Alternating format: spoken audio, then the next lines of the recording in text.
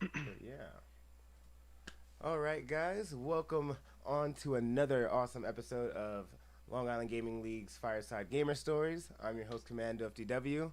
Got my boy over there, BKB. And then, of course, our guest for today is Greg. I'm going to be real honest with you. I never figured out how to say your last name. You want me to say for the audience right now? Yeah. Give us your rundown. Sure. Yeah, I'm Greg Alexandropoulos. I'm a singer and a producer in the music and games industry. That is fantastic. And yeah, you've been. Where, Oh, go ahead. Go ahead. no, where's the origin, if you don't mind us asking, for your last? Sure. Did you say what's the origin of my last name? Was that the Yeah, question? yeah. Well, the joke I make is that it's Irish, but that's a joke. It's Greek. I'm It's 100% Greek? Greek on I both thought ends. Okay, Greek, okay, Yeah. okay. That Mhm. makes sense. Whenever anyone Pretty asks cool. me, whenever anyone asks me, they're like, "Is that Greek?" I'm like, "Nah, Irish," and I just want to see if people are paying attention. No, yeah, that's fire. I mean, dude, honestly, that sounds like a dope gamer tag. Just leaving it like that. Your last name alone is sick. Dude, it's too long, dude. Like, It's too especially standardized testing when I was a kid. Like, my name doesn't fit on anything. And when you're like typing your credit card in online and it says, type in your card exactly how your name is spelled, and my name doesn't fit on Oh, the card. So I'm never jeez. sure what to do. That's What the hell? crazy. That's Yep. a new problem I've never heard about. Yeah. So you can't make online payments? No, I can. I always worry. I'm like, well, it's not written correctly on my card. Do I write up my full name or do I write it as written on the card? Because it's not right. So I always have to roll the Okay. dice. I Okay, understand fair that. enough. That's like with my name Philip. Like one of my cards has one L, and every now and then I get stopped. And I'm like, dude, like everything else is correct. Yeah. That's funny. No, so Greg, so you said you've been, how long have you been in the music industry? Let's just start with that. That's a great question. I have been in the music industry in some capacity since 2012, 2013. When I was 19 or 20 years old is when I got started. Oh, wow. I have a Yeah. music degree, so I studied music in college, studied singing in college, and Wow. kind of got into the industry when I was in college. So this is like a lifelong path for you. You've been on this path for quite some time then? Yeah, I mean, fortunately and unfortunately, sure. Like if you're, anyone who's a musician, it's not so cut and dry. Your journey takes you in various bizarre places and lots of ups and downs and crazy stuff. I mean, what I tend to tell people when people are like, "Oh, Greg, what do you do?" Sometimes I just say, don't worry about it," because my life is so like bizarre and it takes so many turns. It's like, how much time do you have? That's a good point. I mean, I I can see that. I definitely feel like that's like the relation between gaming as well, because gaming is like, you start off, doing esports, end up being a commentator. We were talking about last time, or like, becoming a streamer or doing something else. Like, you never know what you're gonna get into. So yeah, no, I have the same problem. I don't know how to say what I do. Mm. Yeah, man. Sometimes I'm just like, don't worry about it. It's just easier to tell you that I do a lot of different things. I just make Yeah. money. Just say I just Yeah. make money. I just make money. Yeah. That's freaking But awesome. when it comes to music, was it something that was your dream of yours when you was like a youngin? This is something you wanted Sure. Yeah, this is a very specific memory, so we're gonna go back here. Okay. So the year was 2004, Oof. and I was 11 years old or so, and I was sitting in Yeah. front of VH1 when they still played music videos, Back in the day. and yeah, back in the day, and a video for the Killers, Somebody Told Me, what came on television. And I was listening to it, and I'm 11 years old, so I had never really heard music like that before. And I remember like saying to my mom, because my mom is a musician as well, I was like, "What kind of music is this?" I didn't really like. I got into music late compared to other kids. Like I was 11 Huh. or 12. I was not like some piano prodigy or vocalist prodigy at No, 4, 5, okay. 6, 7 years old. Like Mm. not at all. And so I asked my mom, I'm like, I really, I would wait, dude, for that song to come on VH1. I would just wait for it.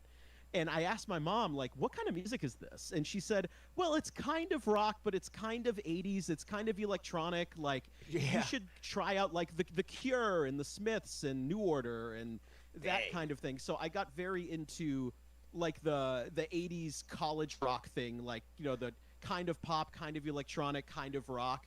And going beyond that Somebody Told Me music video, because I'm old at this point. And I remember in 2005, there was a very new website called YouTube. And on YouTube, I remember I watched a video of the Killers playing Mr. Brightside to tens of thousands of people at a British music festival. The guitar riff starts up and everybody starts screaming. And I said to myself, how do I do that? How do I get to that level? I love it. How do you do that? You keep asking. That's so good. Yeah. And so did you? I guess the better question: have you ever like what's the biggest crowd you ever performed for so far? That's a great question. It's not 30,000. I can tell you that. Do you know what's so funny, dude? Like I think like we'll get into it, but like my barbershop quartet gaming life, I think has technically surpassed my crowd size for my band. Like I think the band, I'm trying to think, Festival Atmosphere is probably around 1,000, but Barbershop at PAX is like 2,500 on the main stage. So I think technically Barbershop has one up me. Well, I'm in it, but you know what I mean. Yeah, it's still you. I think technically the main stage at PAX is that big, so I actually think it's that. Which is really funny. Yeah, which is crazy. That's how I first caught eyes on Greg. I believe 2 years in a row. I think the last 2 years I went to PAX. I just saw them just like on the corner somewhere, just like spitting, and I'm like, okay. And then like the next year, I actually went to your show. You were in a room and like you had the whole crowd hype, like. Dude, barbershop's really crazy, man. Like, it I mean, there's so much I could say, but barbershop, like, I don't want to say it started as a joke. That's not fair. It almost started as a gag. Like, Bioshock Infinite came out. Yes. And the guys in the ensemble like thought it would be interesting or funny if they showed up to PAX and just sang the song from Bioshock and just did it for real. God Only Knows by the Beach Boys. Oh. And so like we're dressed up in the outfits and we're doing the song because some people are like, are you just dressed up as them? Do you actually sing the song? And then you hit them with the song and it's like, what the You're like, wait, hold on. Like, what the hell is this? And so it just got bigger and bigger. Like we really just went online and with social media and a more considered effort to have an online presence in right around 2019, and that's when you started seeing us. We're official guests at PAX and Comic-Con and various events around the world. It's crazy, dude. I mean, the first room we played to with Barbershop was 90 people. Oh. And so we did 90 people in one of the community rooms, and the next year it was 220, and then we're doing the Bumblebee, which is 450. Yep. And then what starts happening is we did 450, but there's a line of 300 people who can't get in. So there was, oh my God, I think this was 2 years ago. We did a second show immediately after because there were so many people who wanted to get in. I remember that. And here's the rub here. I'll give you guys some secret information. Oh, shoot. Where I got in a little bit of trouble here because I can't tell people there's a second show. Like, I'm not the one organizing PAX. I'm only booked for one show. Yeah. And, obviously, like, I shouldn't say obviously, when it comes to gaming conventions, there's staff you got to pay, there's security, there's possibly stagehand unions involved. And I can't just, dude, I was walking up and down the line going, we're going to try to do a second show. Just sit tight. I'm going to make it happen, which is bullshit, man. Like, I'm going to try my best. Yeah. And so, we ended up doing a second show and blah, blah, blah, getting sort of up to the present day. Last year, we did 2 shows. The main stage, which was about 2,000. I don't know the final number. And then we did one. I don't remember what the name of the theater is, but I think it was like 750. So, but that was sold out. So, dude, it's very funny and extremely bizarre. It is very crazy because, like, when you think music, especially nowadays, like, Yeah, rap, country, even EDM is really big right now. Barbershop Yeah. quartet is not something I would think is on the top 5 list. No, it's the niche. Say it yeah, again? it's very niche, and I also I think something to our advantage is there is just not a lot of video game music that is sung. There just isn't a lot of it. Fact. And when you have a vocal ensemble that's doing not only also we include some musical theater stuff, some stuff from television and movies and all that stuff. But when Sure. you get up there as a barbershop quartet and you're kind of picking the very few vocal songs that exist, it's a very unique ensemble, and there really isn't anything else like it. Yeah. So, I'm very grateful, doing barbershop and everyone who comes out to see us. I will say this, too, for everybody listening. It's the hardest singing I do all year. Like, it's very exposed. Like, it's 4 dudes, and you have to crush this tuning. Like, you have to be right on the money, dude, or it is a disaster. I would say it is quite high intensity as well. Oh, I didn't even think of that. Because you guys make it seem so chill and so put together. I'm fucking sweating up there, dude. Oh, let's make no mistake. I mean, shoot, you've been training yourself for this since you were 11. I guess, yeah. You're good at making what looks hard look easy now. Oh, Yeah, it is hard look glad easy. I'm glad we make it look easy, dude, because those rehearsals are brutal, man. And that's so crazy because I knew your quartet was because of Bioshock. Is that one of your top games? No, What? I'm sorry It's to just reveal the this. name? No, It's just the No, name from the game. it's the barbershop quartet is Bioshock Infinite, just because we're pulling from the barbershop quartet from Bioshock. I think, dude, it's one of these things where I'm a singer and doing the barbershop quartet at PAX. It is so well received, and we have such a good time that sometimes I forget that it's from Bioshock Infinite because it's become such a big thing. Yeah. But dude, I'm sorry, not really. I would, What? dude, Bioshock Infinite is not even my favorite Bioshock game. It's the first one. I was gonna say the first one's definitely better. Yeah, fair enough. Yeah, I we mean- just had to ask because of the name, but fair enough. Oh, I mean, you gotta ask. I'll give you the tasty info. Yeah, nah, I had to man, figure it's out. just- So Yeah. what games? What's on your list of games to play then? What do you play? do you mean This time currently, or alone. what's my best, Yeah, my yeah. favorite stuff ever? Let me Well, get both. your What do you all-time pl- favorite and your current. Yeah. And I can only give you one. No. You can go ahead up to at least Sure. 5. Yeah, Go yeah, off, King. 3, 5. Sure.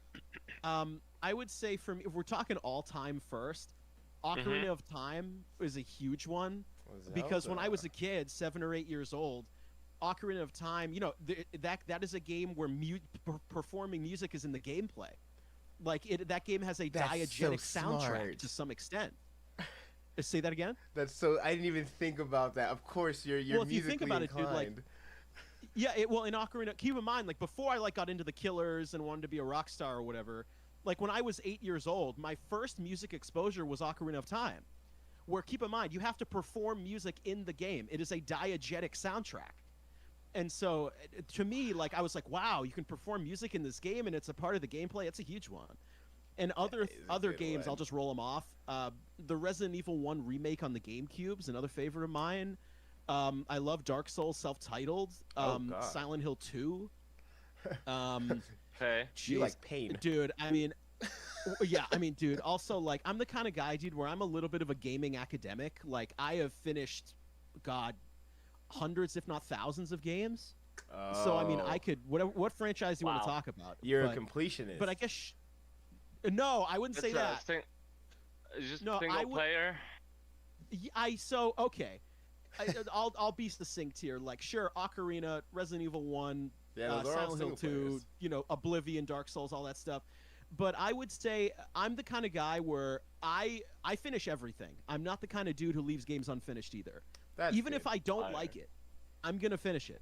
So, Okay. but I'm not a completionist. I'm not a 100% guy. When I see the credits, it's over. You're in done. my opinion. Okay. Yeah, but Yeah. you had also asked me currently.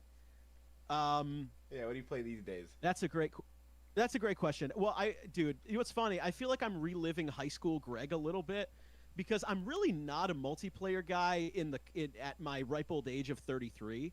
But I have dipped my toes into Battlefield 6 because I was a big Bad Company 2 guy back in the day. Okay. Like, dude, the Xbox 360 era when I was in high school, dude, like Gears of War and Call of Duty 4 and Rainbow Six Vegas and GRAW and all that shit. Like, I was into that stuff like everyone else, but I would say I've become kind of a single player gamer over my adult life because I can't like keep up my chops to be a competitive gamer. Not really. You know what I mean? Up to date with the metas and all that kind of goodness. Yeah. We're all different because for me it's the opposite. I, at least in this day and time, I cannot allow myself to just sit down and play a single player game unless I'm making profit out of it, because I would feel unproductive. But if I play competitive game and I compete in a tournament, right, it makes me like feel like I'm working toward. Yeah, but dude, again, that's just like, yeah. I mean, dude, I understand that because, outside of music, I mean, I have a video game talk show called Goddamn GameCube, takes me around the world. And that's awesome. when I was just at the Golden Joystick Awards in London with Goddamn GameCube. Oh, nice, yeah. Yeah, I go out to all the events, like, GDC and all the, whatever, all this stuff. The point I'm making is, like, sometimes I feel like if I'm playing a game and I'm not going to cover it, I don't want to say I'm wasting my time, but I probably should cover it. Or I probably should do something with it because I'm just double dipping.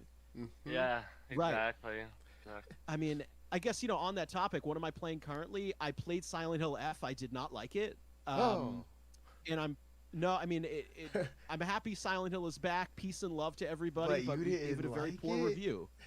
I'm dipped my toes into Battlefield 6. I just played Silent Hill F. And that's crazy. I don't know. I got to think. I feel like I play so many things and I don't remember anymore. You know what I mean? I played through the remaster of Oblivion as well. Ooh, I did that. Love Oblivion. Okay, fair enough. Love Oblivion. Ask me whatever. That's what's top of mind right now. Now because I feel like I never asked VK this. VK, what was the last single player game you played? Oh God. Because I just now realized, I'm like, wait, you only play multiplayer games, don't you? There has to be one. Oh my God. Like legit finished? Yeah. Or just played? Finished. I'll be truthful. I don't know. I don't think I have. You're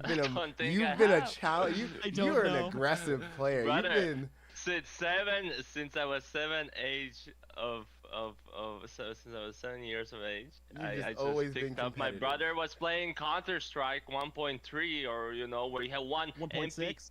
Yeah, but even back then there was like these modded versions from Valve's Half-Life into like they had one gun, stuff like that, and I think it was called CS 1.3.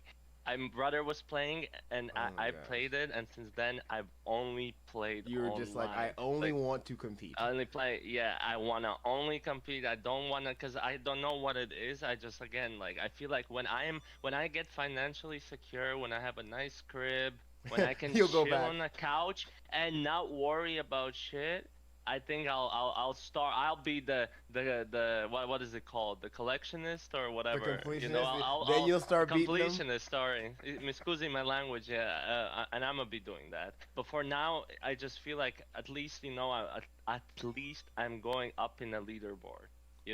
At least at least people are. I don't know. Something is going on. I do like being. It's just single player. Yeah, it's one-on-one, and you're just doing this for. Mostly, I would say if I would play the single-player game, I would do it for a story. You might correct me if I'm wrong, but I think I would do good it story for a story. Of course. I mean, also, just so everyone knows, you can play games for fun, and that's okay. Wait, that's possible? Hold on. 100%. Huge revelation. No way. But let me tell you something. for at least for me, because also I played soccer for 9 years, right?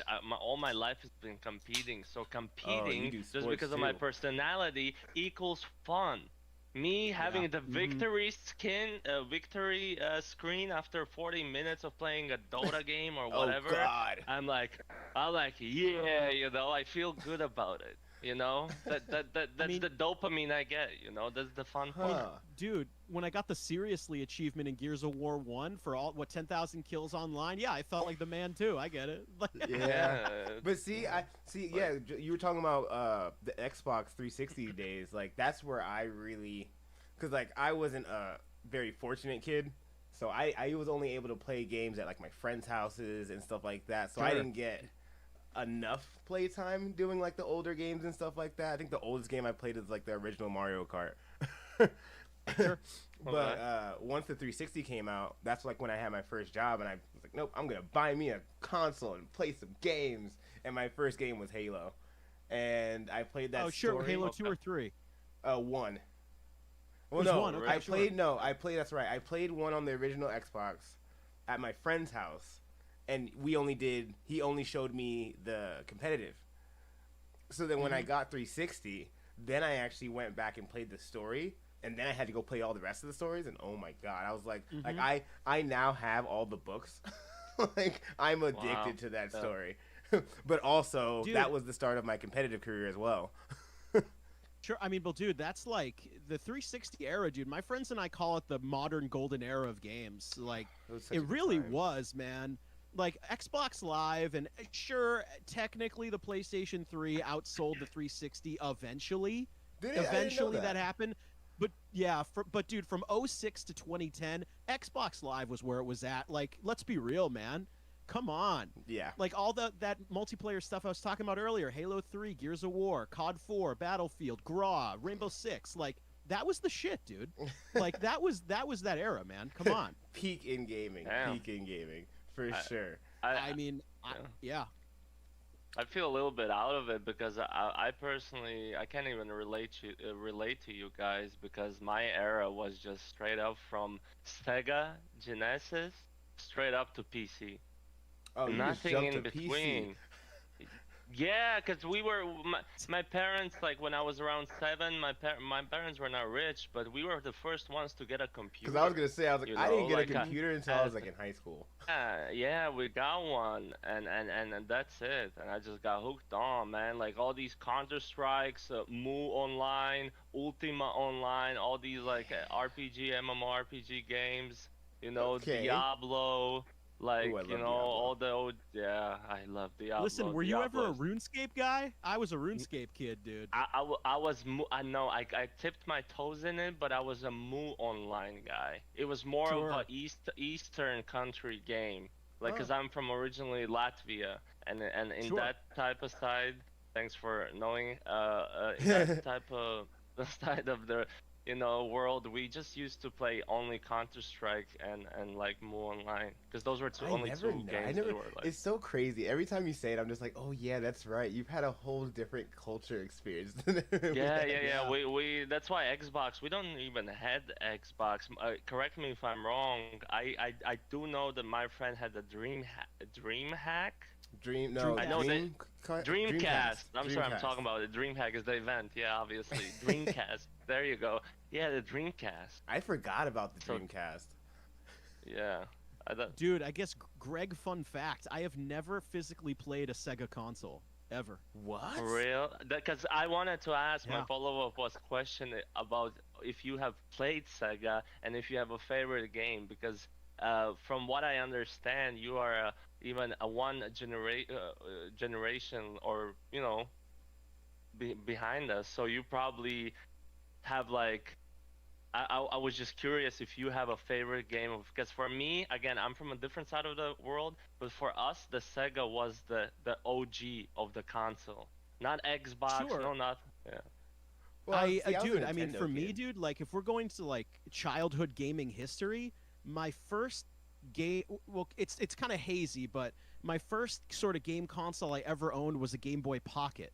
like 1998, 1999. Yeah. Like I also, this is so, it's interesting to me. You guys might find this interesting. I was actually having a conversation with my dad recently, where I was asking him, like, was I able to read before I played video games? Because back then there was no voice acting. True. So what I said to my dad was, were you reading games to me, or was I reading them myself? And what he said to me was, no, like, I was reading the games myself. It makes me think like I was reading at 4 or 5. The games and I was taught playing... you how to read. Right, dude, seriously. And, like, keep in mind, like, the first games I played were, like, Pokemon Red and Blue and Ocarina of Time and Link's Awakening. Well, guess what, dude? If you want to know where to go, you got to read it. And so, 100%. like, that's kind of like, games to some extent did teach me to read, or kind of gave me That's a vocabulary. Awesome. and even though, like, I'll say this too, like, I never played Super Nintendo. A lot of my Super Nintendo knowledge comes from either I'm gonna call it gaming preservation, or ports of those games on Game Boy Advance. Gaming So, like, preservation. let's just say there's a way to play old consoles on your computer without owning them. Oh. So anyway, Got you know it. what I mean. So, Yeah. so for me, dude, like, part of my, like, formative upbringing in games, and perhaps maybe why I'm such a gaming academic, is they really, like, helped me learn to read and understand, like, worlds and vocabulary, because I was forced to read them. That's a very And good and point. I'm so glad that you mentioned it, because again, what you just said is 100% real. And I have a living example of my 4-year-old child. The child was just before she turned 4. She almost did all the content that was available on Astrobot. What? And Oh, Astrobot is such a good game, dude. yeah, it is. I It's- don't it even. was a I game, can't even yeah. do that. No, but and again, this is again this, we've discussed this multiple times in previous episodes. It's all stereotypes. Games help you with so much. Like in this case, it helps you with vocabulary. Someone, it's imaginations. Someone is just using thought process, critical thinking, Critical right? thinking, And yeah, and again, if you play like FPS games and you have to shoot guy in the head, it's not, you're not gonna become a criminal, You're not, No, it's most just likely, reflex yeah, skills. yeah, so it's all good stuff, and I'm glad you mentioned it, because I literally see it 4K right now with my daughter, and she even asks me sometimes, oh, what does it say there, and you can tell that she's trying to figure it out because she cares for it, and that's just thanks Yes. to the game that she likes to play, and eventually she'll figure it out, Yes. Yeah, and I mean, I guess cute side note, my first FPS was also Halo 1 on the computer, custom edition. Oh, you're playing on So, the computer. Same boat there. I did, yeah. I can't remember if Counter-Strike or Halo 1. It was right around the same time for me when I was playing that stuff. Quake. I don't know if you guys I did played play Quake. I I didn't play the my original first- stuff, no. I think that was my first computer shooter I tried, and I was like, "This is intense. Like, this is what you guys do." Super into yeah.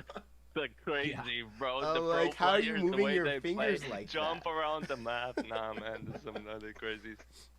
No, because and I guess that's a crazy thing too to think of. VK, you brought up a really good point, and now I've been thinking about it this whole time, because like we grew up in a time where I feel like we had more games that, like you said, they didn't have voice actors, so you had to actually read and like search and like remember Game Shark, we had to like figure out stuff like. Bro, I mean, dude, what about GameFAQs.com? GameFAQs. GameFAQs, where like you're looking up strategy guides or you're looking up secrets because you're a kid, right? Yeah, So, how are you gonna and, know? you Exactly. Or Wait, also wait. also like when Let- you're a kid, if you go ahead, yes. No, you go ahead. My bad. I'm sorry. I was just gonna say, like, when you're a kid, and everybody's level of being fortunate or unfortunate is different, right? Financially. Yeah. But when you're a kid and you don't have a lot of games to play, you're playing them over and over. And I'm going on GameFAQs and Cheat Code Central and trying to figure out every aspect of a game. That's kind of what made me a gaming academic, right? Because you're playing this stuff over and over. Yeah, you end up learning, searching, and like discovering everything about the game. Yeah, patterns of it as well. What I was, sorry to interrupt again. yeah, What what I were you was just trying to, what you mentioned, I was just trying to fish a little bit more before the internet because what happened is that I legit had a book for Sega with everything. A book? Mortal Kombat, a book. How you gonna know how to do a brutality, fatality, and all the good stuff? How? Think I don't about know it. how I learned, honestly. Dude. It doesn't even say in the game. It did not say in the game. That is true, it doesn't say in the game. How does a person figure it out? And there you go Dude, to a game store. Go ahead. It's a different era, man. I mean, for me, it was on the school bus as a kid. Like you're talking with your friends about, oh, how did you get the glitch Pokemon? And then you're learning about all these secrets, like on the school bus, dude. First and second grade for me. Or I remember a friend of mine in first grade. He was like, Greg, I'm having a, we didn't talk like this when we were 6, but he's like, Greg, I'm having a really hard time with the Shadow Temple and Ocarina of Time. I know you beat the game. Can you come over and do it? Like, you like, it's almost like you had more human interaction, right? Or you're talking to your friends about how to figure stuff out, and there's like almost a community around games in real life. It's just quite different than today. No, super different. Even the value of the same, right? Like you're playing Mortal Kombat, right? Or you're playing, I don't know, Jim the Worm, right? Whatever. It doesn't matter. And you're stuck, and you need to get the cheat code. And you go to the game store, and you can only get the cheat code if you buy the full book where it's cheat codes for and fatalities or whatever, and and then you go home with a book, and then you open it, and then you actually type it in. It feels insane. Nowadays it's like, oh, how do I find this? How do I do this? Let me quest? Google And it. you type it in. You just Google it, and it gives you no dopamine, no reward feeling. Yeah, It's just like that instant it's like gratification is not good. Yeah, it's just like it's so automated. It's not. That back then it's already was cheating. Getting a cheat code book, it was cheating, but it felt cool. pleasant. It felt like because you you're going through something. But now it's just like everything's so accessible, and it's like not special. If you do a fatality on like a Liu Kang, right, whatever, and your friend sees it, and he's like, wait, what? How did you do that? I remember right? seeing my first fatality. I freaked out. But nowadays when Mortal Kombat comes out, right? Nowadays they even have it in settings. You can look up, it's just not. Oh, they have a mode now where you can just press a single button and do the fatality automatically. Probably. Dude, yeah. Don't even get me started on like the sort of, I don't even know, the shelling out of video games and the hollowing out and the holding of players' hands, and there's no agency anymore. Blah blah blah. Like I could get into that shit. Dude. But like I think what you're talking about though, dude, when you have a strategy guide in your hands as a kid, I think the word for it is tactile, where like you're physically reading this. I had to go get this book. I have to read it. I got to look it up. I got to try it. There's like a very tactile feeling to holding it in your hands. Versus, dude, as soon as a game comes out now, there's 100,000 like assholes on YouTube just telling you how to do everything. Pumping like, it everything doesn't fucking out. matter. How do you play for beginners? Guides, exactly. everything, man. And that's the truth. Yeah. When I had that book, I felt like someone holding a power. Yeah, you're a detective. Yeah, you've got all the knowledge, baby. Yeah, I know. I have it all, man. My friend who comes over, he's like, oh, you want to do this? I got you, man. I have the book. Yep. I think that's how I got cheat codes, because I never got the book, but I do remember like how you're saying like in the school bus and like talking to kids in school. I think I remember like people would like give me like a paper and just like, here, I'll write it for you. Take the paper home. Yes, 100%. I remember it 4K, bro. Because I remember Grand Theft Auto San Andreas. I had a paper filled front and back, and I don't remember where I got that paper. I mean, dude, we sound old, dude, but those were the days, man. Just pen and paper solutions and just talking to your boys or girls, I guess, about how to figure out games and how to play them. There was a certain community to games that is just quite different now, as we've said. Yeah, the community was so knitted back then. It was like insane. Although there's like forum era, remember, where everyone was like, when the website came out, the game started popping out, and there was like forum. That's where people would legit. That was the Reddit for everyone, Absolutely, dude. Yeah, and that was it. But yeah, also this is nothing about video games, but shout out to everyone who lived the old times and the current Who times. survived the Think, 90s? yeah, but think about it. I'm just thinking how crazy it is because what I'm saying is it's not about video games because think about people who are driving cars, man. Okay. Everyone had to pull up to the, side of the street, open their map, and figure out Oh, where the they're map going, days. bro.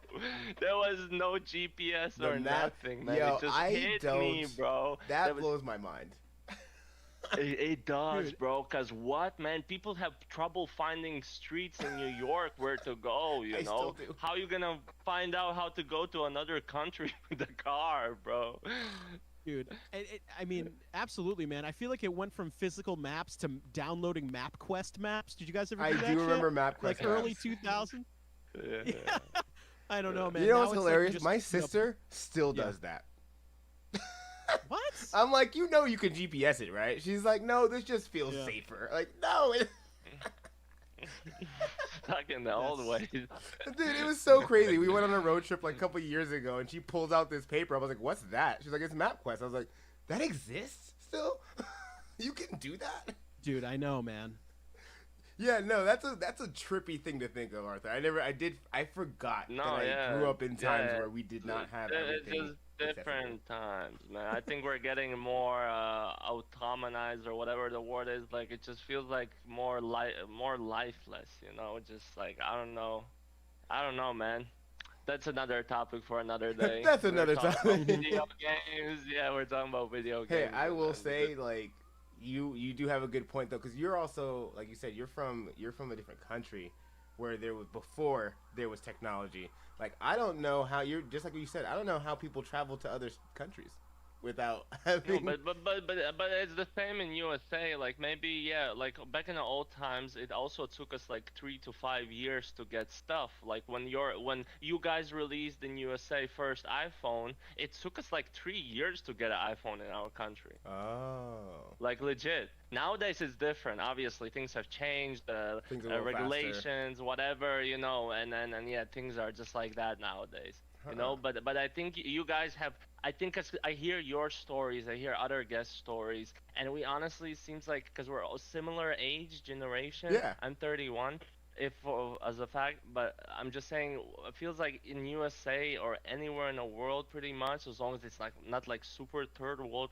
country. Yes. I think we live the same life, very similar Mhm. life. Oh, you yeah. know? No, maybe somewhat different, but it's the same. No, I do like the similarities. Every time we talk to different guests and stuff, I do notice like there's similar stuff, and then there's like slight things that are different. I'm like, oh yeah, that's right. Yeah. So you guys also had maps, man. You can't tell me that you've had GPS since 90s. No. No, I don't yeah. even remember the first time I saw a GPS. I was like, what the fuck is that? Yeah. Yeah. I mean, yeah. We are super desensitized to everything right yeah. now, man. Imagine the old good times when you would wait for something and it would come out and it would just blow your mind. And nowadays, what is the last thing that actually blew your mind? You know, like. That's Like- a good question. Greg, I'll let you Yeah, go first on that right? In a good way or bad? Because in a bad way, No, in that- good. I mean, Of like, there's been course a lot of good. shit over the past period of Oh, time that's God. been bad. But when it comes to when it comes to like a new game, a new genre of a game, technology, anything, yeah. something, yeah, like everything is rinsed, bro. Everything is like a mash of two things created a new thing that doesn't give you this wow, what the hell effect, you know? Because it's just like it's like new, but it's not new. And Actually, it ju- I do have something random that Go you ahead. brought this up. I recently went to Gamescom this year, right? Never been. Oh, dude, did you go to Gamescom? Yeah. That was my Hell first yeah. time in Germany. Like, that was my first time out of the States. So that was like, that's why like I love learning about like other countries now, because I didn't know how awesome it is over there. But Yeah. the thing that like caught me off guard, I'm not even lying, I screamed. They're coming out, two different companies are coming out with like a rig that you can add onto your console or your PC that can make you smell the game. Oh, 4D Wow. shit, dude. Yeah. I got you. Yeah, Yep. and they Okay, had examples okay. like you were playing Minecraft. You can go to the grass and smell the grass. Go to the tree and smell like the cherry blossoms. I was like, this is gonna change the Dude. game. If you're playing Call of Duty, you can smell the gun shells. Dude, can I give you some nightmare fuel right now? I'm scared. Dude, think about this. If you can smell games, think about how bad smelling a zombie game would be. All the rotting flesh, dude. And that's got to Oh. be disgusting. Be careful what you wish for, dude. Be careful. Yeah. It's probably Uh, gross.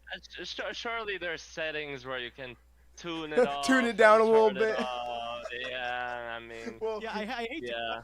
games do, but a lot of these games, like, the atmospheres are pretty bleak, my friend. Like, Yeah, depends yeah. what you want to So smell. dude. one of the things Yeah. I brought to the guy's attention, I'm like, oh, this is such a great idea. I was like, have you ever thought about a wrestling game? And he just looks at me like, what is that supposed to be? Like, I don't know, like sweaty men touching it. I don't know, like how is that gonna work?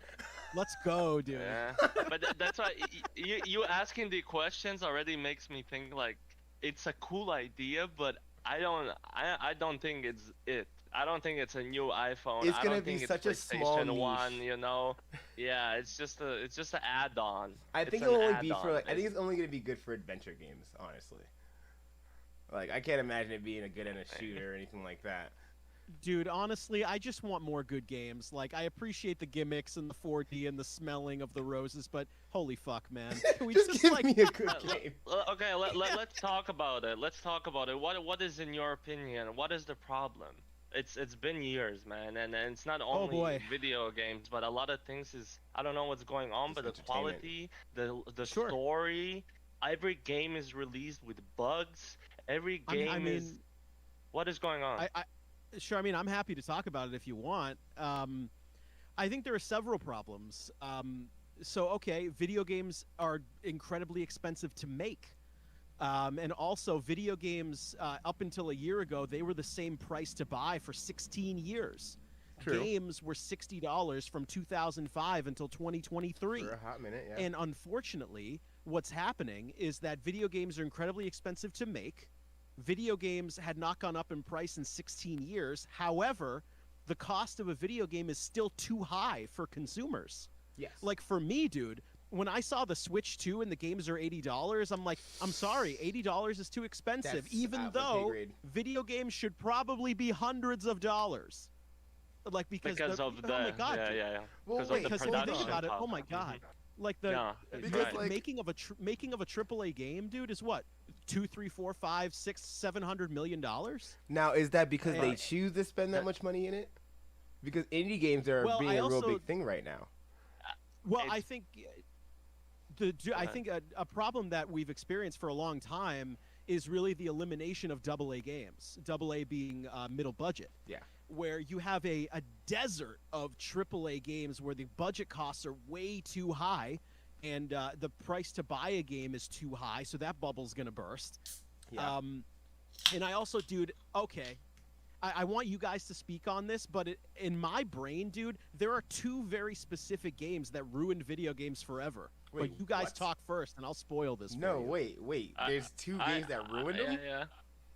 Absolutely, dude. I can call one Fortnite. That's funny. Maybe I'll make that my number 3. I'll take But, Fortnite. I think that definitely ruined games. Nah, I mean, Dude, Fortnite to me is just like, they might as well, when you're flying into a match, they might as well say, and this game of Fortnite is brought to you by Bank of America. Yep. Like, they might as well, dude, at this fucking point. Dude. But if you ask me, dude, like, not only are budgets too expensive and games are too expensive to buy, it's Yes. going to cause a bubble. If you ask me, this all started with Call of Duty 4 and Resident Evil 4, dude, way back in the day. Like what did Call of Duty 4 do? It was a great game, Yeah. right? Really revolutionized multiplayer. But what happened? Every game now had to have a multiplayer option. Now you're spending a ton of budget for make the more multiplayer resources to side. make every game a multiplayer game. You know, and then Okay. Resident Evil 4. Like, what did Resident Evil 4 do? It revolutionized the franchise for a second time. However, what happened? Every game is now over the shoulder, third person, and every game has QuickTime events. And now what you're doing is you're now increasing the scope, you're increasing what the budget is going to take, you're increasing expectation. And that was like 10 to 15 years of terrible trends. And then And then blah blah blah. Then if you go from like 2005, 2007 of Resident Evil 4 and Call of Duty 4, go forward 15 years or so. Now it's now everything has to have a battle royale mode, and microtransactions. but now there's all of these add-ons and pop-ups because games are too expensive to make, and we need to make our money back. I could go on forever, dude. It is a fucking nightmare, listeners. I have a okay, you it's I'm so happy you mentioned it because I have a follow-up. Because what happened what happened in October 27, 2009? That's a very specific thing. Would you say October 27, 2009? Which game got released for free? For the first time, a game was released for free and people could play for free. In 2009? For free? Where was I in 2009? So is this a multiplayer game? Of course, yes. I only a multiplayer. Sorry for stuttering. A multiplayer game could only sustain a free base. I don't know if I played any free games at that time. League of Legends. Oh God, you're right. Fuck. I totally forgot about League of That Legends. game. I totally forgot That about League of game. Legends. Riot decided that's how they blew up. Because Feek at that time, I think, was one of the CEOs or whoever, but they decided, hey, let's have a game for free. Yeah, and then But you just let's pay for skins. make them pay inside the game. Yeah, do And battle passes. investors were so hooked on the idea that that's it. And after 2009, you can look up game after game. And that's free, where... free, and everything. Loot chests, skins, everything, man. Icons, sprays. And you League pay of for all Legends, that. Riot Games, thank you very much, but y'all messed it up for us. Because now the games are not about the games. It's like that's why I mentioned Fortnite, because Fortnite is now now it's like a child of a League of Legends that is a full cancer mode right now. Full cancer absolutely, man. Yeah, I mean, dude, absolutely, man. Because now, dude, okay, I'm trying to play Battlefield 6 recently. Dude, the user experience, the UX is a fucking nightmare, dude. Oh. Like every 2 seconds, it's like, I don't know, battle pack, unlock, various thing that doesn't matter that you can buy, or a skin, or there's so many EXP pop-ups. It's heinous, dude. And then it's like, mommy, look what's there. And then you're like, grab the credit card and then swipe it, and then that's it. And that's not what the games used to at all. The games used to be, let's go to internet cafe, play this game and have fun, not swipe cards to get a cool skin. Well, like, that's why I think I know one of the biggest things, I don't know, Greg, how often when you go to PAX, how much you're on the floor, but I spend most of my time in the indie section. I think indie games is what's gonna save us. Shout out to indie games, and shout out to small companies, stuff like that. Yeah. No, I dude, it is quite interesting, man, where like I said before, what you're seeing is almost like this divide of the desert of AAA games and then the indies on the way other side, the small scope, the small budget. And I don't know what's going to happen, dude. I don't know. The cost of games is too high to make them and to buy them. But if you go into the indie sphere, because I was gonna say you're you're probably gonna hate my next thing that I'm gonna say. Do it. Did you know that you can make a video game through AI? Yeah. I mean, I'm not surprised. And honestly, I played a couple of them, and they're fire. And it cost the person making it nothing. Yeah, granted, it cost the environment something, but that's a different story. Sure. This whole oh God, this is a whole nother conversation too with AI and in creative works and all that. I'll give you guys a little spoiler for maybe we'll do the show again in 6 months to a year, because happens. I am creative directing an indie project right now that is not announced. And so if you want to talk about the indie scene and all that kind of stuff, maybe at some other point we can come back and do it again. But and see where you're at. Yeah, I could give you some insight on that as well. But Heck dude, I don't know where you want to go next, whether it's your AI topic or indie topic, whatever you want to do, man. Well, so no, he just mentioned, but yeah. Yeah, exactly. I was just mentioning the AI thing because you were saying how expensive it is to make a game, and that's why I'm like, is it expensive or are these AAA companies just asking for a shit ton and they're spending a shit ton when they really don't have to make a quality Well, game? it's a good argument, dude. Where I mean, did you guys play Expedition 33 that came out this year? Yeah, I just found out that's Yeah. considered an indie. Yeah. I mean, listen, that is a AA game in my opinion. Yeah, like, what I was think that, it's that I budget thought it was Yeah. a triple. I mean, that's Well, what $50 from to the $100 million look of it. budget. Yeah, that's even if you double guys A. Google it, I'm guessing that's what the budget was for this game. Mm-hmm. I mean, in my opinion, like that. I mean, it won all the awards and it's very deserved, and that's awesome. But we can't just have one of those per year. Like, that's, Exactly. Well, dude, I mean, well, here's the thing, dude. Like, exception. I mean. it's one of these when we're all like waxing poetically about the Xbox 360 era and all that stuff. That's because there were a lot of AA budget games. Like if I'm thinking back to games I played back then, you know, you're like your 7 out of 10, your B- games that you Yeah. liked, like throw any of them out there, like The Darkness and Condemned and Ooh, all this kind of, or Fear and all this stuff. Fear. Where it's, you know, a game you'd play in a weekend and it's pretty good and you like it and there's just a lot of them. Huh. That's a good point. Yeah. Okay. And it doesn't exist anymore. I see what you're saying. I do believe that at the end of the day, it keeps proving, because again, we cannot live, which we discussed last episode, we cannot live lives of exceptions, and having these one game out of coming out of a year is not just a reliable result. Yeah. And at the end of the day, what does keep giving me a hope and a light is that games like Megabonk, which is a pixelated game, if you guys have played it, I it's seen like you play it. yeah, exactly. And it had like up to 250,000 concurrent players on Steam. Yep. And that's it.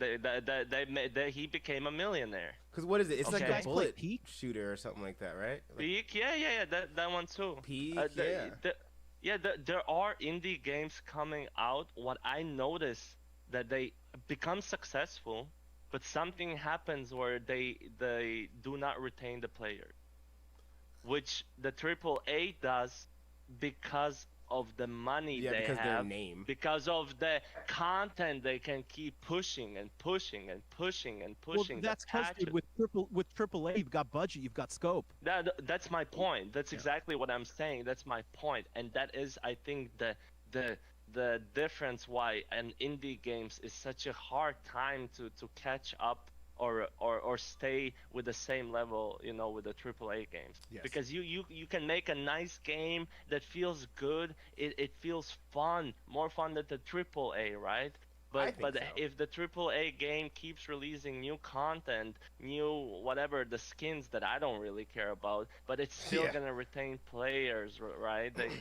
Right. Well, I think what you might be saying is like, you know, this indie stuff, while there are a lot of great games, like there are so many examples, so it's many more of that a came out. bite-sized experience, Yeah. right? It's Yeah. more of like you know, I've taken my bite of this Exactly. cute thing and that's about it. Yeah. Where it's just, here's the thing though, we want our cake and eat it too, right? Where I really want the yum yum yum AA game, right? I really want it. But yeah, you sure, really I want to played sit a ton and play a of good AAA. stuff. Yeah, it's like, dude, I want that. I just want that, like that indie mentality, but I want the scope to be a little bit bigger. I'm asking for a AA game, which is just hard to make. Yes. So Yes. I understand what you're saying. Because yeah, no, I think personally, like, I mean, over the past, I would say the past 2 years, at least for me, over the past 2 years, I don't even remember the last AAA game I bought, honestly. That's a great question. Yeah, I've been mean, either would you getting guys- free games or I've been buying like these indie games that are like $20-$30 that are amazing, Yeah. and I still go back to Yeah. them. I know people fall off, like you said, like they don't hold retention like a AAA does. Yeah. But like Repo's a perfect example. Of, Sure. Like, people, like, Yeah. every time there's an update, everyone gets right back on. What's like? Can I ask you guys? What's maybe some indie stuff you've liked over the past year or two? Anything stand out? Oh, I got a ton. The Mega Blanc one that you said again- looked good. No, yeah, that wasn't good. That stood out for me, at least personally. But I would still say probably predecessor, because at the end of the day, it's from Ameda Studios. They're based in United Kingdom. It's a small game. It has maybe on Steam like Oh, I didn't know that. 2,000 people.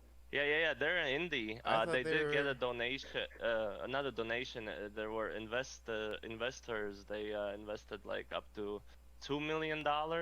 And the only difference why this game does look more than an indie game is because shout out to Epic Games, but again, Epic Games took 'em. don't shout it out because the Fortnite thing, but they actually released the models of the Paragon game and gave it out for free. Yeah, so that's why that game exists, because they would not be able to create predecessor with the budget they had if they were not able to use free models and free, from Unreal Engine, 5. I didn't know that. That's a fun little tidbit. Yeah. Okay. So I would say that game, just because also it's a specific indie game, which is an indie game that does not look like indie game, because they have the models from a AAA, just like right? Expedition. So, yeah. Yeah, and plus I played tournaments and I made money. And you like competitive. So for that, yeah, that game stood out for me, and it's still here. But again, indie games, same problem. Not a lot of people. Retention is not that good. They keep releasing new content, but it's not that impressive. Well, see, I fell into the world recently of like the party indie game. Like you guys brought up Peak. Oh yeah, sure. Like I haven't played Peak yet, but I've seen a bunch of people play it. They love it. Are we there yet? Where it's like you and 5 of your friends trying to pull an RV up a mountain. The Repo, Lethal Company, like all those kind of games. Like, if you obviously you need people and friends. It's like playing Mario Party back in the day. Like it only got its love if you had like a party, like friends that wanted to play with you. Like I haven't played a single player indie game in a long time that like resonated with me. Okay. But like the party scene is where it's at. Like the 4-man, the 5-man, just doing something silly. Many of them. I'm just curious now, actually, if it's on purpose. If indie companies have been. Oh, I think they're specifically deliberately focusing on this type of genre, because if you think about it, winning. Triple A do not. They don't have these type of games. At least I can. Yeah, they don't. That's the thing, right? So I think maybe it's an open market for indie companies to actually look into. Because yeah, you're right. If you think about it, there's been a lot of games like that. Like when it comes to Nintendo, like obviously Nintendo's a pretty big company, and like I brought up Mario Party, that's how I started playing video games. Like I played video games with my family or with my friends, like over my friend's house.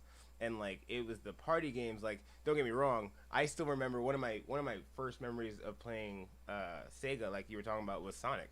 But I was playing at my friend's house, and we had to like take turns. Like all right, you play, and then we switch off and stuff like that. But then Mario Party came out, and it was like, no, you can have 4 of your friends on the couch having a really good time playing silly mini games. And I feel like that trend is coming back because of like how how people aren't connecting as much as like we talked about. Like back in the day, gaming was really, really a community. Now everyone's so spread out and everything's online. Like people want to come together. I believe anyway, and so that's why I think the indies are. That's why I think they're winning right now. Yeah. Well, shout out Death Stranding, I guess, for the game that is about connecting people. Literally. But yeah, literally. I also think, dude. I mean, I've played a pretty good deal of single-player indie stuff, and a lot of it is very impressive. Yeah. Okay. Like I just played through. There's a creator named Akuma Kira, and they are a game creator. They are also the lead composer of the project. Like they're a musician as well. Oh, cool. And I just played through their game called Lunacid, and Lunacid is think like first-person Dark Souls or like Kingsfield way back in the day, Ultima, like that kind of thing. And that gave me such it was like what I wanted, like a 12 to 15 hour, like single player curated experience where the game really cared about my intelligence and I had to figure stuff out. Like that kind of stuff does exist. And also some really good stuff from the past year, like Blueprints just came out and that was great. And I know the examples go on and on, but I actually think I'm now more like, I'm kind of coming around on your statement where you're like, I think indies are going to save us. At first, I was like, no. Yeah, at first you were a little negative. Now you're like, wait a minute. Like, no. That's one of the things, like, I'm grateful that I was able to go, like like I spend most of my life going to PAX, so I've been surrounded by the indie game scene for so long, and then to see only the last like 2 to 3 years it start to blow up and people are noticing, and now like, dude, now like indie games are on in the running for Game of the Year. Well, dude, I mean, I was just at the Golden Joysticks in London, and there were several categories, 2 categories at least for indie game of the year, and beautiful. There was another category as well. There was more than one, but there are now complete dedications, Nice. in these categories to the indie genre.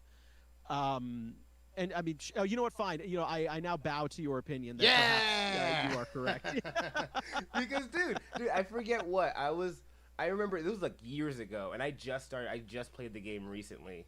They had some Steam special for indie games, and it was 2 guys. It's the guy that makes the game and the guy that makes the music, and that is it. And I think it's called Vice Undercover or something like that, and it's like an old school like 80s Miami Vice detective game. And it's not Hotline Miami, is it? No, not Hotline Miami. It's a Vice, Miami Vice something like. I gotta find it. Oh, Vice Undercover. Okay. And yeah, 2 people, nothing crazy, and it just came out. Like they finally like put a demo out on Steam, and I played it. That's like that's the only single player indie game I've actually played, and I thought it was amazing. I'm like, dude, if these 2 people can do this game this good, why are we still worrying about shitty AAA games? Like, pay these guys money. Yeah, I know. Pay these guys the money. I know. I mean, I know. yeah. And also, please, guys, if wherever this gets, man, if you're a AAA company, just finish your game, because I swear, every game comes Not gonna happen, dude. And it's just, why is there like, it's like they don't play their own game. No. Like, they make the game, and they just like, yeah, it's done. I mean, if you don't mind, I'd like to speak on that point for a second. Yeah. Something that I do try to make it a point known is making a video game is extremely hard. And every developer, every developer involved in making a game, they want it to be good. Like, can you imagine working on something for 3, 4, 5, 6 years and it sucks? Or like it comes out and it's broken? There's no way that anybody wants that. I think what is so difficult is, your AAA games are funded by publishers. Publishers need the game to come out because you are beholden to your shareholders. Yeah. You are beholden to your quarterly and your annual reports of your revenues. And so, of course, you're going to put out Battlefield 3 when it's broken and sucks, because you want to get your day one buys because you can make up that development cost faster. And people who already bought the game can't get a refund. So what's going to happen, dude? I think we are in it's been going on for 10 or 12 years, if not longer. Is, like I said, games are too expensive to make. They are funded by publishers. They are not funded by the folks who are making them. Yeah. And so you get into this terrible cycle of, this game's got to come out because, daddy needs to make his money back. And so we're in a lot of trouble, dude. Like, yeah. No, yeah, I should have been more man. specific. I didn't mean like the developers, but it's more towards investors and shareholders. Like, I don't know, like Give 'em some fucking I do space. believe and I know that these companies are being pushed to release the unfinished product. But I just, like, I don't know, like, someone needs to, like, if you do find, investors or, like, I don't know what needs to be done. I'm not a developer, but something has to happen, because it cannot be that every game comes out broke. Well, that's why I know 1 out of 10 being is nice maybe about it. Like, everyone's like, say there's that reasons. again, Phil? Like there's like you were saying, you were being like, well, they got to make deadlines. That's why they're posting it. But I have to pose a question then. Do you not believe there's certain companies that purposely release an unfinished game just because they know, like you said, we're going to buy it day one, and then we have to live with the shitty updates again and again, and sometimes pay to upgrade their game? Oh, dude, I mean, no, what I'm saying is, like, okay, like, making a AAA game is very similar to the 2000s record industry. Where the band is the game developer, the publisher is the record label. Okay. Like, the record label is giving the money the band to record the thing, so you are beholden to the schedule. or the developer is beholden to the publisher because the publisher is giving you the money. That is daddy giving you the money. And so when I think about, of course EA and Activision want to put shit out, on their deadline because they know they're gonna get this development cost back sooner. Yeah. And it's there's no solution right now, dude. It is not good, man. And it's been broken for 12 or 14 years, if not longer.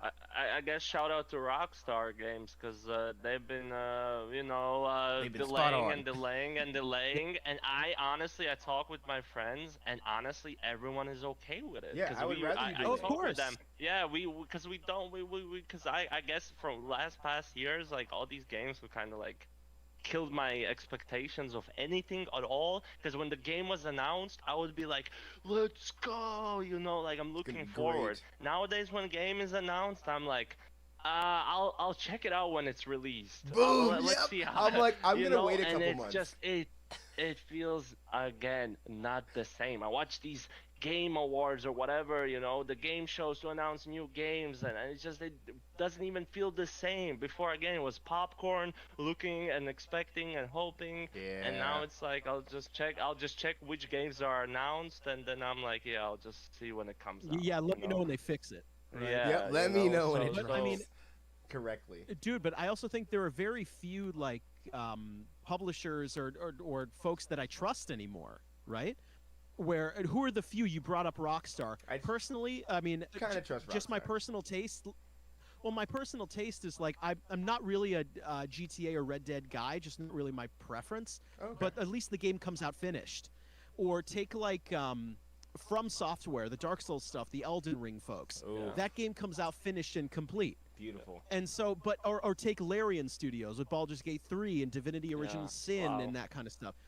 But like it really sucks that I can only name 3. You know what I mean? Exceptions again. We're backtracking. Yeah, we're back to exceptions. Yeah, exactly. Okay. Yeah. No, that is a very, very good point. Honestly, like, no, you're totally correct. You're totally correct. I don't trust most game companies now. Like, I wait. You shouldn't, dude. I wait like 3 months before I even think about getting a new game. Because I'm like, I'm gonna see. I mean, dude, how bad you it absolutely gets. should feel that way. Yeah. Okay. Exactly. Okay, 3, 2, 1. We all name which company ruined it for you. For me, it was Blizzard. Really? Next. Epic. Yeah.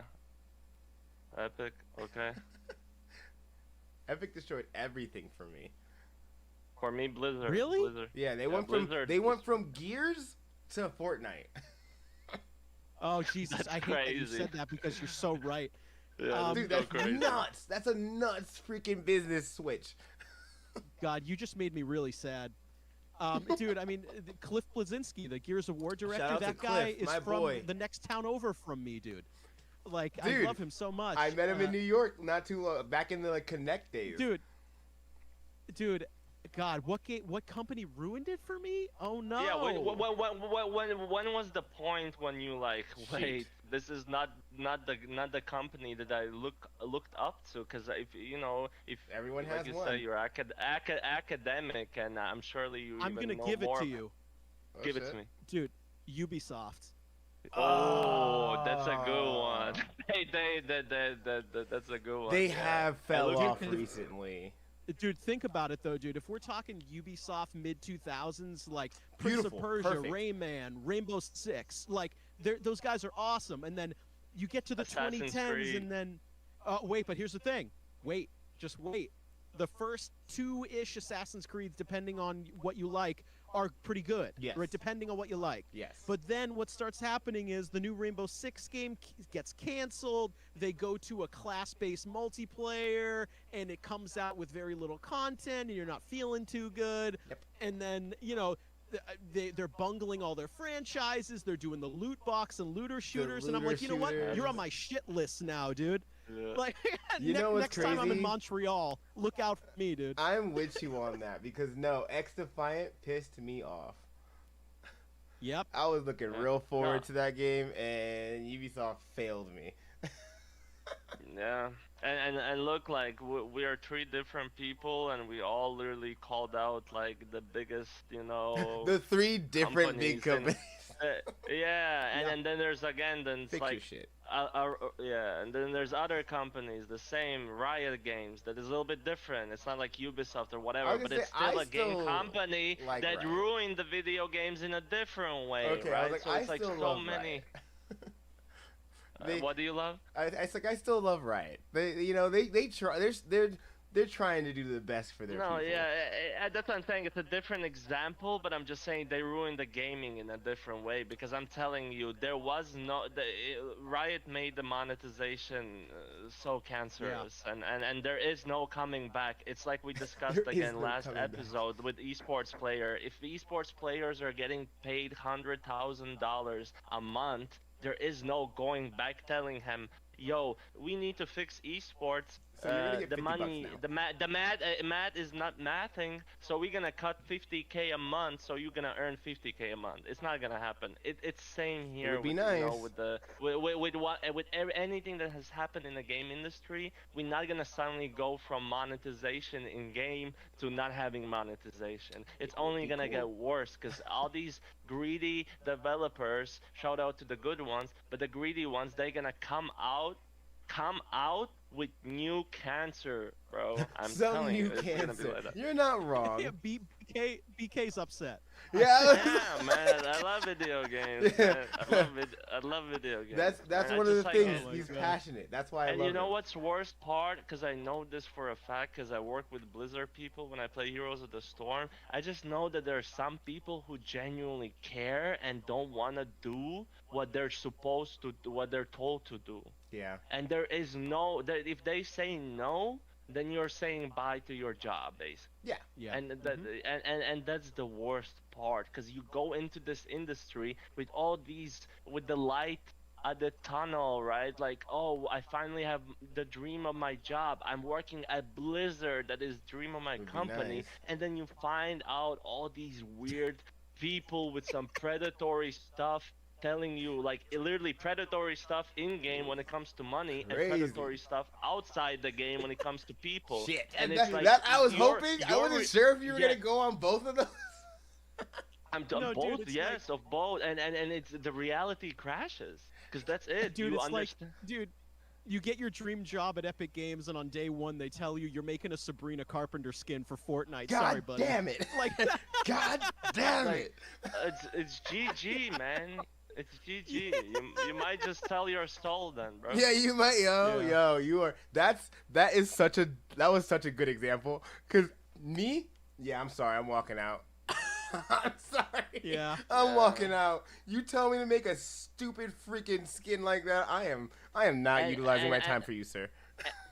And to make a conclusion on top of this, I genuinely think, and I think you would believe or think the same way, I think that was one of the reasons why the games were more soulful. Like, they felt like there was more soul into They had it. passion. Because people, yeah, the people were making the games they wanted to make, not that they were told to make in some ways, you know? So, I don't know, obviously the other factors too, like we were younger, the games were newer to us, you know, all the genres, but still, I think it's a major factor. Whatever you do in your life, if you don't put your full passion into it, the end result, the product, is just not gonna have the same effect versus, you know, a product that, you know. Yeah, big facts. So, yeah. Big facts, them. You are totally right. man. Facts. But all right, I did want to say that. So I got one more wrap-up question because we are surpassed the time because, of course, when we have awesome guests on here, we lose track of No. time. Shout out to Greg. Yeah, Yeah. shout out to Shout out to Greg. Greg. But you know, like I said, this is Fireside Chat, and we've been chatting and just relaxing and kicking it. But one of the questions I ask, one of the important questions, is one of the things that is going to help grow people. You've done multiple facets of things in your path. What is the advice that you could give somebody like that's trying to be either a musician, podcast host, someone that is well traveled? Like, if you had a chance to help somebody get into your shoes, what advice would you give them? Sure. I think the advice I would give folks is you always need to do your best, and you always need to be working. I'll give you another example. That everything this is people are gonna make fun of me. I don't care. Everything to me goes back to the Killers. It goes back to that band from 2004. Hey, I love This the was Killers. very specific, dude. In 2005, I watched a video. This is very specific. I watched a video on YouTube of Ronnie Vannucci. He's the drummer in the Killers. Okay. He looked at the camera and he said, "The Killers, we used to be a bad band, and we rehearsed every day until we were a good band." And when I was a kid, that is so important for me to hear. It resonated. But keep in mind, I'm 12, and my hero just said to me, "Greg, if you work hard, you can do this." That is so important. Like, just watching this dude, he was probably 20-something at the time. He's also kind of a kid, right? Yeah. But, you know, they were him young when saying they came out. Right, and to him saying, "I worked hard and I was able to do this," to me, I was like, oh, a band I liked was bad? I can't even fathom that. And so it caused me to be like, I'm always working towards something. I'm always taking opportunities. I'm always trying to better myself. Nice. And, you know, there are different lines for this. Like, sure, some people might call it the grind set, or maybe I'm a workaholic. Shh, don't worry about it. On the grind set. But what I would say to folks is, you always should be working on making the best version of your work, or how can I be objective about my work, or how can I improve in the thing. You're never going to go from A to Z, dude. You got to go A to B and B to C and C to D. And if I be succinct, It's beautiful. that's, I don't know how else to say it. Like, for me, I was not some gifted prodigy, dude. I worked at it every day until I was able to do this, and you have to. Which is crazy. Because, yeah, so It's real shit. Yeah, you come off looking naturally gifted. And so to say that, you know, hard work is actually what this looks like is impressive. Oh no, dude. I mean, dude. It's just doesn't matter what you do, but I think music especially is so granular. Like, your progress is so slow, and if I look back on how good or bad of a vocalist I was at 12, 13, 14, 15, 16, and now 33, dude, I was so fucking bad until I was 28 or 30. You know what I mean? Hey, yeah, you worked on That's it. what Yeah, but what I mean is, like, I'm being facetious, but you work on it a little bit every day. You gotta find ways to improve. Like, it's okay to have flaws and to keep improving, and you just have to. Okay, a quote that I say all the time is, you never break up the band. Don't do it. By that I mean, you don't give up, don't quit. Like, you work every day, you get better at it. Don't give up and don't stop doing it, dude. Don't do it. Couldn't have said it better, my goddamn self. Goddamn. Yeah. There you go. Well done. Well done. All right. Thank you for your insight and your advice. We all appreciate it. And Yes. before we do end the show, we would like you to also take your moment and let us know what you have coming up in your future, maybe in long-term future. Sure. And yeah, feel free to give any shout-outs. The stage is yours. Sure. Socials, all that. Sure. So I'm Greg Alexandropoulos. My band is Western Education. We just put out our new record, Millennial Youth, in July. If you like alternative pop rock music, like bands I've talked about today, you would like it. And my podcast is Goddamn GameCube. I travel the world doing interviews in gaming history. Like I said on this show, what I have coming up soon is I'm directing an RPG project, and you will learn more about it in 2026. Wink. Heck and yeah. thank you guys for having me.